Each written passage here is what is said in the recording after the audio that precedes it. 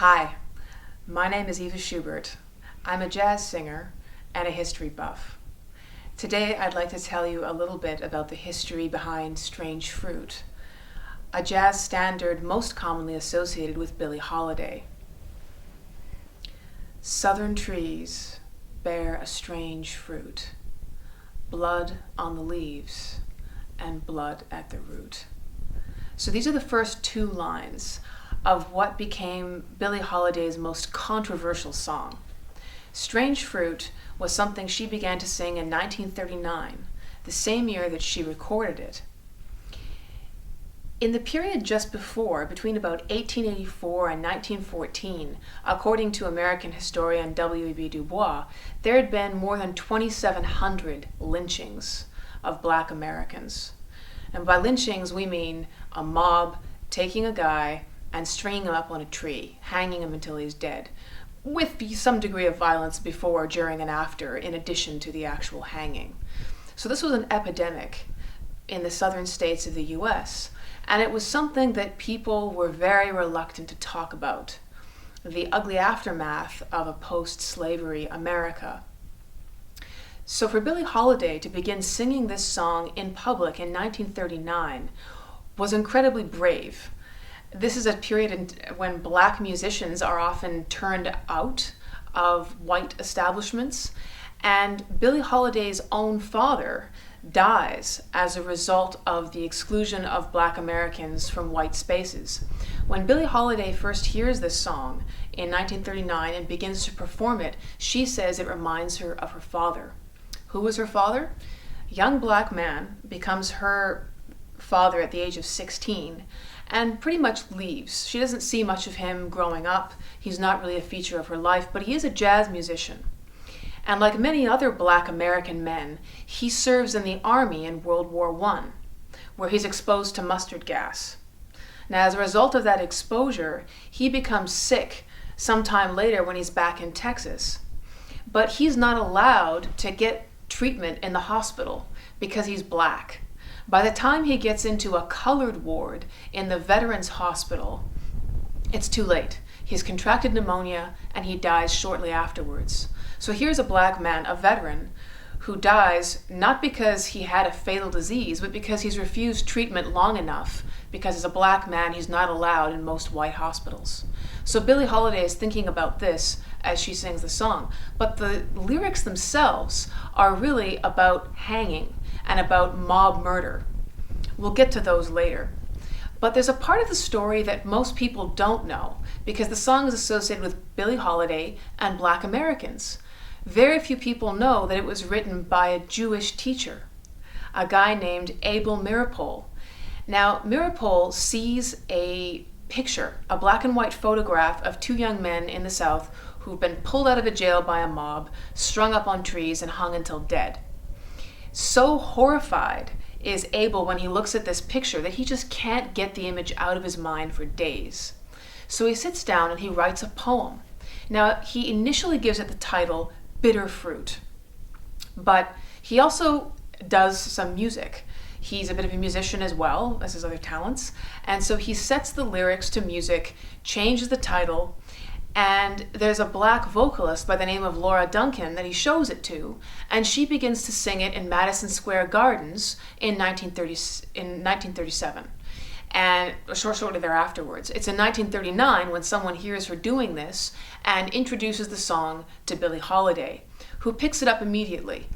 Billie Holiday makes it part of her act on a regular basis, and typically, to make sure that they drive the point home, what they do is they make it the last song of the night.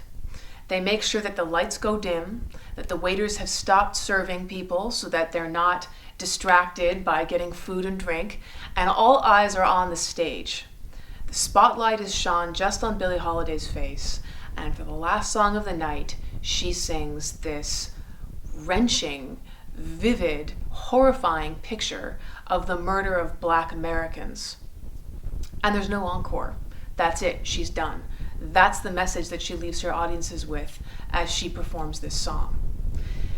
Now, Billie Holiday could have gotten into a lot of trouble for doing this. In fact, she had trouble even trying to record the song, which she wanted to do shortly after she started singing it. So she approached her record label, which was Columbia, and she said, I want to record this song, and they said, no way, we're not touching it, right? We have record sales in the South, we're worried about the backlash. I mean, this is a gory song, we don't want to be recording it.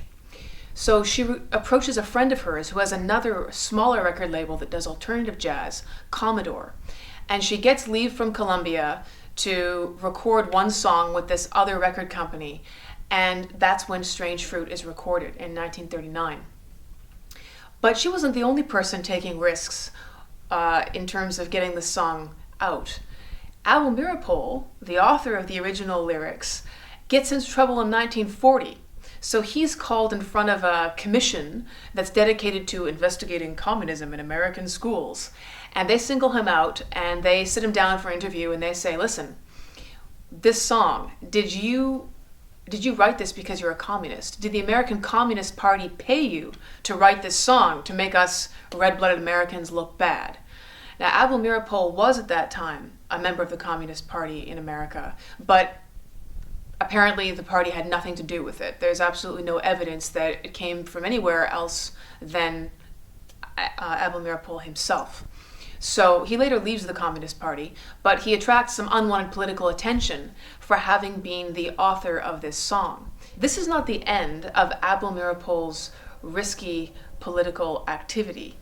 Even after he leaves the Communist Party, many years later he does something else that's just incredibly brave for someone at this time. Remember that as a Jewish guy, he's an unwelcome minority a lot of the time in America in the 30s and 40s anyway, and the 50s too.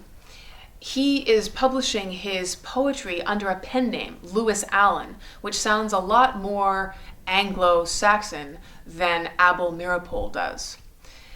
But in 1953, there's another famous Jewish couple, Ethel and Julius Rosenberg, who are executed. They go to the electric chair in the United States, having been convicted of conspiring to pass American secrets in terms of atomic technology onto the Soviets.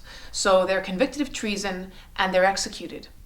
But Julius and Ethel have two young sons named Robert, who's 6 years old at the time, and Michael, who's 10. Now, the political climate in the 50s is one that is terrified of communism, particularly of communism taking root in America. It's often known as the McCarthy era because there are investigations everywhere looking to find out who might have suspect loyalties. So when Julius and Ethel are executed, nobody wants to touch their sons, not even family members, because to take in these boys is to be associated with the Rosenbergs who've been convicted of being communists and of committing treason. It's at this time, at a Christmas party, a few months after the Rosenbergs are executed. It's a Christmas party held in the home of W.E.B. Du Bois, the first African American ever to get a PhD and teach as a professor. So in this professor's home, the two young orphans, Robert and Michael, encounter Abel Meeropol and his wife Anne. And within a few weeks, Abel and Anne have adopted these boys. They take them in and they raise them as their own children because they don't have any of their own. So you have in the history of this song an incredible sense of conscience from Abel Meeropol to identify with the plight of Black Americans being murdered and caused to die through other ways of exclusion at a time when no one else really wanted to talk about it. And then you have the same man putting himself out there when no one else wanted to touch these orphan boys and deciding to take them in. But it's also a story of Billie Holiday and the incredible courage she had to stand up in front of white audiences night after night in a country where her own dad dies as a result of being Black, and where there are Black people a few hundred miles down south who are being strung up on trees at the rate of dozens every year. We hear Strange Fruit and we hear a jazz standard. We don't necessarily even hear the words anymore or understand what they mean. So in closing, I'm going to read to you the lyrics without any music so that you can really understand just how profound and damning a statement it was. Southern trees bear a strange fruit, blood on the leaves and blood at the root. Black bodies swinging in the southern breeze, strange fruit hanging from the poplar trees. Pastoral scene of the gallant South, the bulging eyes and the twisted mouth. Scent of magnolias, sweet and fresh, then the sudden smell of burning flesh. Here is fruit for the crows to pluck, for the rain to gather, for the wind to suck, for the sun to rot, for the trees to drop. Here is a strange and bitter crop.